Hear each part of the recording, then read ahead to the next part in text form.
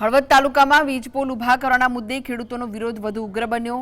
22 થી વધુ ગામોના સરપંચો અને મોટી સંખ્યામાં ખેડૂતો હળવદ મામલતદાર કચેરી ખાતે એકઠા થયા હતા। જય જવાન જય કિસાનના ગગનભેદી નારા લગાવી વહીવટી તંત્ર સામે આ મામલે મધ્યસ્થી કરવા માટે કલેક્ટર સહિતના ઉચ્ચ અધિકારીઓ મામલતદાર કચેરી ખાતે દોડી આવ્યા હતા, પરંતુ ખેડૂતોએ તેમની સાથેની વાતચીતનો સંપૂર્ણ બહિષ્કાર કર્યો।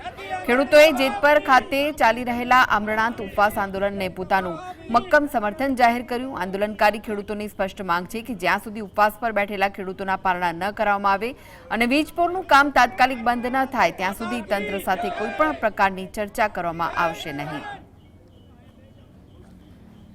અને આ સરકારને કંઈ ભાન નથી। એને તમે કલેક્ટર સાહેબને કંઈ તમે ખેડૂતને 1-2 એકર પડખે હોય તો નથી દેતા, અને હજારો વીઘા જમીન તમે આ થાંભલાવાળાને અમારે હૈયા ઉપર તમે ખોડી દીધા છે। નવા દેવળિયા, જૂના દેવળિયા, સુસવાવ, કેદારિયા, સિરોઈ, સુંદરગઢ, મેરુપર, માનસર, રાણેકપર, ઘનશ્યામપુર, સાપકડા એવા 22 ગામ આવેલા છે।